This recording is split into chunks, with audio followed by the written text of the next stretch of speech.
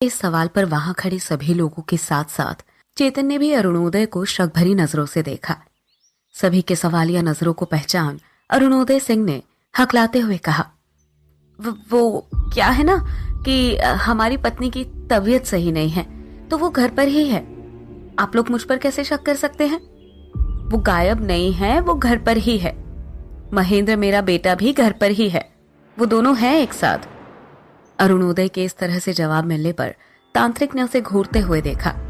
वही पुजारी ने शांति से कहा, नहीं, हम आप पर शक नहीं कर रहे हैं, आप निश्चिंत होकर जाएं। अगर कुछ पता चले तो बताइए हमें। अरुणोदय ने सभी को प्रणाम किया और वहां से चला गया। उसके जाने के बाद तांत्रिक ने कहा, हो ना हो ये आदमी कुछ तो छुपा रहा है। कौन है इसकी पत्नी? पुजारी की पत्नी ने जवाब देते हुए कहा, लावण्या नाम है अरुणोदय जी की पत्नी का। पूरे नगर को पता है कि वो अपनी पत्नी से कितना प्रेम करते हैं, लेकिन कई दिनों से मैंने उनकी पत्नी को देखा नहीं, जबकि वो काल भैरव भगवान की भक्त है और हमेशा मंदिर आती है, लेकिन इधर कई दिनों से आई ही नहीं, तो मैंने पूछ लिया। तांत्रिक 2 कदम आगे बढ़ा और बोला, नहीं, कुछ तो बात है इस लावण्या में जो हमें नहीं पता। चेतन, जो इन सारी बातों को सुन रहा था, वो एकदम से उठा और अरुणोदय सिंह को खोजता हुआ वहां से निकल गया। वो तेज कदमों से चलता हुआ उसे ढूंढ रहा था। तभी उसे अरुणोदय सिंह जाता हुआ दिखा तो वो भी उसके पीछे जाने लगा। कुछ दूर चलने के बाद अरुणोदय सिंह एक घर में घुसा तो चेतन भी धीरे से उसके पीछे चला गया। अरुणोदय भीतर आया तो करीब 10 साल का एक बच्चा दौड़कर उससे आकर लिपट गया और बोला, पिताजी, आप कहाँ चले गए थे? सुबह मेरी आंख खुली तो आप घर में नहीं थे। मुझे डर लग रहा था। आप कहाँ चले गए थे? और माँ भी अब तक वापस नहीं आई हैं। अरुणोदय ने बच्चे को शांत कराते हुए कहा, महेंद्र, तुम डरो नहीं, मैं तुम्हें छोड़कर अब नहीं जाऊंगा। तुम्हारी माँ ठीक है, बस वो कुछ दिन हमसे दूर रहेगी, फिर मैं उन्हें ले आऊंगा हमारे पास। अभी तुम स्नान कर लो, फिर मैं तुम्हारे खाने के लिए कुछ बनाता हूँ। महेंद्र ने हाँ में सिर हिलाया और वहां से चला गया तो अरुणोदय एक कमरे की ओर बढ़ गया। चेतन भी उसके पीछे जाने लगा। वो कमरे में आया और एक संदूक खोलकर उसमें से एक तस्वीर को बाहर निकाला और उदास स्वर में बोला, लावण्या, कब तक छिपा पाऊंगा तुम्हारे सच को सबसे? अब तो वो तांत्रिक भी आ पहुंचा है नगर में। कैसे इस सच को सबके सामने आने से बचा पाऊं कि तुम अब इस दुनिया में होकर भी नहीं हो? ये कहकर अरुणोदय ने उस तस्वीर को सीने से लगा लिया और फिर उसे देख जैसे ही उस पर अपना हाथ फेरा, चेतन को तस्वीर देख एक झटका लगा। तस्वीर में अरुणोदय सिंह के साथ माही की शक्ल की औरत थी जिसने दुल्हन का जोड़ा पहना हुआ था। तस्वीर देख पता चल रहा था कि वो अरुणोदय सिंह की शादी की तस्वीर है। चेतन ने असमंजस की स्थिति में खुद से कहा, तो क्या ये है लावण्या, वो भूतनी जिसकी शक्ल माही से मिलती है? ये है अरुणोदय सिंह की पत्नी लावण्या, यानी कि वीर सिंह और माही की परदादी। ओह, इसलिए इनकी शक्ल माही से मिलती है, जैसे वीर सिंह की शक्ल उसके परदादा अरुणोदय सिंह से मिलती है। लेकिन अरुणोदय सिंह की पत्नी भूतनी कैसे बनी और ये क्या छिपा रहा है सबसे? जहां चेतन सारे उलझे धागों को सुलझाने की कोशिश कर रहा था, वहीं मंदिर के बाहर खड़े लोगों में से एक ने कहा, कहीं ऐसा तो नहीं है कि अरुणोदय सिंह हम सबसे कुछ छुपा रहे हैं? तांत्रिक ने कहा, हाँ, मुझे भी अब उस पर ही शक हो रहा है, लेकिन चिंता की कोई बात नहीं है। मैं बहुत जल्द ये पता लगा लूंगा कि आखिर वो भूतनी है किसके शरीर में। जहां फूलपुर नगर में लोग और तांत्रिक अरुणोदय सिंह और उसकी पत्नी लावण्या के सच को जानने की कोशिश कर रहे थे, वहीं चेतन अब बहुत कुछ जान चुका था। दूसरी ओर हर्षवर्धन और चित्रलेखा एक दूसरे से छिप छिप कर मिलने लगे थे, क्योंकि कलावती बिना पैसों के किसी मर्द को चित्रलेखा के करीब फटकने भी नहीं दे रही थी। चित्रलेखा को नगर स्त्री की हर भूमिका को ना चाहते हुए भी निभाना पड़ रहा था और हर्षवर्धन चित्रलेखा को इस दलदल से नहीं निकाल पाने के लिए खुद को दोषी मान रहा था। एक दिन कलावती बहुत गुस्से में चित्रलेखा के कमरे में आई तो चित्रलेखा अपने आभूषणों को उतार रही थी। कलावती ने आकर उसके घुंघरुओं को जमीन पर फेंकते हुए तेज आवाज में कहा, ऐसा कौन सा जादू कर दिया है तुमने कि इस नगर को तो क्या, आसपास के सारे नगर के पुरुषों को सिर्फ तुम ही तुम चाहिए? मैं भी तो जवान हूँ, खूबसूरत हूँ, लेकिन तुम्हारे कारण अब मेरा रुतबा कम होते जा रहा है। बहुत रोती थी ना तुम कि नगर स्त्री बनना तुम्हारे जीवन का अभिशाप है, लेकिन अब तो ऐसा लगता है कि तुम पैदा ही नगर स्त्री बनने के उद्देश्य से हुई हो। कलावती की बात सुन चित्रलेखा ने फीकी हंसी हंसते हुए कहा, कलावती जी, काश ये मेरा शौक होता तो मेरे लिए ये जीवन आसान हो जाता, लेकिन ऐसा नहीं है। मैं जरा भी आपका रुतबा और आपकी जगह लेने की कोशिश नहीं कर रही हूं। इस पर कलावती ने तीखे अंदाज में कहा, वो तो देख ही रही हूं मैं। पहले ये कमरा मेरा था, क्योंकि इस हवेली का सबसे खास कमरा है ये, लेकिन तुमने मुझसे ये भी छीन लिया। ऐसी साजिश की तुमने कि मुझे खुद तुम्हें ये कमरा देना पड़ गया, और धीरे धीरे तुम मेरे हर हक पर कब्जा जमाती जा रही हो। देखो चित्रलेखा, अपने ये पैंतरे ना बंद करो, वरना अंजाम अच्छा नहीं होगा। अपनी बात कहकर कलावती ने चित्रलेखा के पास से उसके सारे गहनों को समेटा और वहां से पांव पटकती हुई चली गई। तो चित्रलेखा ने दुखी होकर खुद से कहा, मैं कैसे बताऊं कि ये जीवन मुझे नहीं चाहिए, लेकिन अब तो बहुत देर हो गई है। चित्रलेखा ये सोच ही रही थी कि तभी किसी ने पीछे से उसके कंधे पर हाथ रखा तो वो चौंक गई। उसने पलटकर देखा तो सामने हर्षवर्धन खड़ा था। वो मुस्कुराता हुआ उससे बोला, मैं तुम्हारे लिए कुछ लेकर आया हूं। ये कहता हुआ हर्षवर्धन चित्रलेखा के सामने एक तस्वीर रख देता है। चित्रलेखा उस तस्वीर को देख खुश होते हुए बोली, ये तो बहुत सुंदर है। धन्यवाद हर्षवर्धन। मैं कब से अरुणोदय सिंह जी को धन्यवाद देने के लिए एक अनमोल उपहार ढूंढ रही थी। लावण्या भले ही मेरी सखी ना हो, लेकिन वो मुझे बचपन से ही बहुत मानती आई है, और शायद इसी वजह से अरुणोदय जी भी मुझे अपना मित्र मानते हैं। ये चित्र जो तुमने बनवाया है, इसमें मैं लावण्या की तस्वीर भी बनवाऊंगी और फिर उन्हें भेंट करूंगी।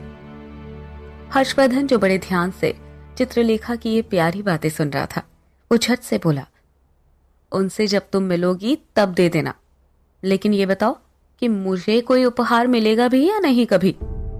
चित्रलेखा मुस्कुराती हुई बोली, तुम्हारे लिए भी कुछ है मेरे पास, मेरे साथ आओ। वो हर्षवर्धन को लेकर कमरे के कोने में लगे एक बड़े से आईने के पास जा खड़ी हुई और आईने पर बने एक गोल छोटे से छेद को दबा दिया तो अचानक ही वो आईना अपनी जगह से हट गया। हर्षवर्धन ने ये देखा तो हैरान रह गया और बोला, ये कौन सा जादू है और ये है क्या? चित्रलेखा ने खुशी से कहा, ये एक खुफिया कमरा है। मुझे नीमा ने बताया था इस कमरे के बारे में, तो मैंने तुमसे और हमारे प्यार से जुड़ी सारी यादों को इसी कमरे में सहेज कर रखा है। आओ मेरे साथ। चित्रलेखा हर्षवर्धन को लेकर उस कमरे में चली आई और फिर वहां रखे दियों को जला दिया तो कमरे में रोशनी फैल गई। कमरे को देख हर्षवर्धन हक्का पक्का रह गया। उसके मुंह से निकला, सुंदर, अति सुंदर, ये तो किसी जन्नत से कम नहीं है। चित्रलेखा हंसते हुए कमरे के एक कोने में गई और एक बॉक्स उठा लाई और उसे देते हुए कहा, ये खोलो और देखो। हर्षवर्धन ने असमंजस के साथ उस बॉक्स को हाथ में लेकर खोला तो उसके चेहरे पर खुशी के भाव उभर आए। उसमें एक कपड़े का छोटा टुकड़ा था जिस पर हाथ से कढ़ाई कर लिखा था, हर्ष। चित्रलेखा ने प्यार से कहा, ये मैंने तुम्हारे लिए खुद बनाया है, हमारे प्यार की निशानी। अगले ही पल वो उदास होते हुए बोली, मैं अब इस जीवन से बाहर नहीं निकल पाऊंगी हर्षवर्धन, तो बस तुम मुझसे यूं ही मिल लिया करो, मैं इसी के सहारे अपना जीवन काट लूंगी। उसकी बात सुन हर्षवर्धन ने अपना हाथ दीवार पर जोर से मारते हुए कहा, मन तो होता है कि मैं अपनी जान दे दूं, क्योंकि कर तो मैं कुछ भी नहीं पा रहा तुम्हारे लिए। मैंने अपनी सारी जमा पूंजी, यहाँ तक कि अपना घर भी अशोक को पैसे देने के लिए गिरवी रख दिया, और तुम यहाँ के जेवरों को हाथ तक नहीं लगा सकती क्योंकि वो कलावती की नजर गिद्ध सी रहती है तुम पर। हर्षवर्धन को ऐसे उदास और परेशान देख चित्रलेखा ने अचानक ही उसे खींचते हुए कहा, वो सब छोड़ो, मैं तुम्हें कुछ और भी दिखाना चाहती हूँ। मैंने तुम्हारी एक तस्वीर बनाई है। ये कहते हुए चित्रलेखा ने हर्षवर्धन की एक प्यारी सी पेंटिंग को उसके सामने किया तो वो उसे देखता रह गया। उसकी आंखें नम हो गई और वो धीरे से बोला, ये तुमने मेरी तस्वीर कब बना दी? ये तो बहुत ही सुंदर है। चित्रलेखा ने हंसते हुए कहा, बस बना दी। जब भी मन घबराता है यहां आकर तुम्हारी तस्वीर से बातें कर लिया करती हूं। लेकिन मैं ये तुम्हें नहीं दे रही। ये तस्वीर और ये चीजें यही मेरे पास ही रहेगी हमेशा। हर्षवर्धन ने उसकी इस बात पर उसे गले से लगा लिया और बोला, मुझे माफ कर दो चित्रलेखा, मैं हमारे लिए कुछ भी नहीं कर पा रहा हूं, लेकिन अब मैं कोई ना कोई रास्ता निकालने के बाद ही तुम्हारे पास आऊंगा। हर्षवर्धन ने चित्रलेखा के माथे को प्यार से चूमा और उसे अपनी बाहों में भर लिया तो वो भी उसके आगोश में जा सिमटी। दोनों एक दूसरे के गले लगते हुए अपने प्यार के एहसास को जी रहे थे। हर्षवर्धन ने चित्रलेखा के होठों को चूमा तो उसने धीरे से कहा, सच कहूं हर्षवर्धन, तो मुझे पता ही नहीं चला कि मैं कब तुम्हारे इतने करीब आ गई। शायद मेरे जीवन में जो खालीपन था, जो दर्द था, उस पर तुमने मरहम की तरह काम किया। अब तो मैं तुमसे खुद से भी ज्यादा प्यार करने लगी हूं। उसकी बात पर हर्षवर्धन ने उसे अपने सीने से लगा लिया और उसकी आंखों में देखते हुए उसके हाथों को चूमने लगा तो चित्रलेखा उसके प्यार के एहसास से भर उठी। कुछ पल ऐसे ही एक दूसरे में खोए रहे दोनों। जहां चित्रलेखा और हर्षवर्धन का प्यार परवान चढ़ रहा था, वहीं दूसरी ओर चित्रलेखा की बढ़ती ख्याति और अमीरों के बीच उसके बढ़ते रुतबे से कलावती अब और भी अधिक जलने लगी थी। उसने मन ही मन एक फैसला ले लिया था। तभी एक रोज उससे मिलने अशोक आया और बोला, कलावती, क्या तुम्हें पता भी है कि तुम्हारे नाक के नीचे वो हर्षवर्धन चित्रलेखा के साथ रोज अपनी रातें रंगीन कर रहा है और बहुत जल्द तुम्हारे सारे धन दौलत को लेकर वो दोनों यहां से भागने भी वाले हैं। अशोक की बात सुन कलावती के गुस्से का ठिकाना नहीं रहा और वो बोली, अंदाजा तो मुझे भी हो गया था उस चित्रलेखा के इरादों का, लेकिन मैं सही वक्त का इंतजार कर रही थी। पर अब और देर नहीं होगी, अब मैं उसके साथ अपना हिसाब करके ही रहूंगी। एक तरफ कलावती चित्रलेखा की दुश्मन बनी बैठी थी, वहीं दूसरी ओर 10 दिनों तक भी जब नगर से किसी के गायब होने का पता नहीं चल पाया तो पुजारी, तांत्रिक और नगर के कुछ लोगों ने मिलकर एक योजना बनाई। तांत्रिक ने गंभीर स्वर में कहा, उस भूतनी को सामने लाने के लिए मेरे पास एक उपाय है। उसे हम अपने जाल में फंसाएंगे और फिर उसका खात्मा कर देंगे। तांत्रिक ने पुजारी और कुछ लोगों के साथ मिलकर बड़ी गंभीरता पूर्वक कुछ देर तक बातें की और फिर सभी ने सहमति में हाँ कहा और वहां से चले गए। चेतन, जो ये सब देख रहा था, उसे समझ नहीं आ रहा था कि तांत्रिक करने क्या वाला है।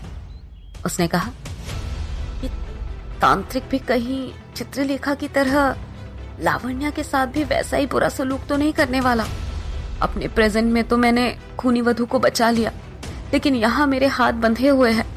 मैं यहाँ सच जानने आया हूँ, तो मैं सिवाय देखने के कुछ और कर भी नहीं सकता। God please help her. Chetan की आंखों में लावण्या के लिए चिंता साफ दिखाई दे रही थी, लेकिन कहते हैं ना कि नियति को कोई बदल नहीं सकता, स्वयं भगवान भी नहीं। और इसलिए लावण्या और चित्रलेखा के जीवन में जो कुछ भी होने वाला था उसे कोई भी बदल नहीं सकता था। उस दिन की अगली रात को तांत्रिक जंगल से बाहर ही कुछ सामग्रियों को लेकर किसी विधि की तैयारी में लगा था। तभी पुजारी जी वहां आए और बोले, मित्र, एक बात सोच रहा हूं। उस भूतनी ने सिवाय जमींदार के अब तक किसी की जान नहीं ली, किसी को नुकसान नहीं पहुंचाया है। कहीं ऐसा तो नहीं कि हम उसके साथ ये करके गलत कर रहे हैं? हो सकता है कि वो वापस चली गई हो।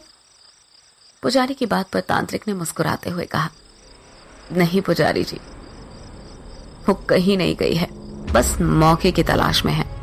मैं जान चुका हूं कि उसने किसका शरीर लिया है। बस आज उसे सबके सामने लेकर आऊंगा और फिर उसे खत्म कर दूंगा। और इसमें गलत क्या है? मेरा तो काम ही यही है कि भूत प्रेतों को भगाऊं और लोगों की रक्षा करूं? क्या तुम ये चाहते हो कि किसी की जान जाए और तब हम कोई कदम उठाए? पुजारी ने तांत्रिक की बात का कोई जवाब नहीं दिया। तांत्रिक के चेहरे पर गहरी मुस्कान थी। उसने धीरे से कहा, आज तेरा सच सामने आएगा लावण्या। क्या करने वाला है तांत्रिक लावण्या के साथ? कौन सा सच आने वाला है सामने? जानने के लिए सुनते रहिए खूनी वधू, सिर्फ पॉकेट एफएम ऐप पर।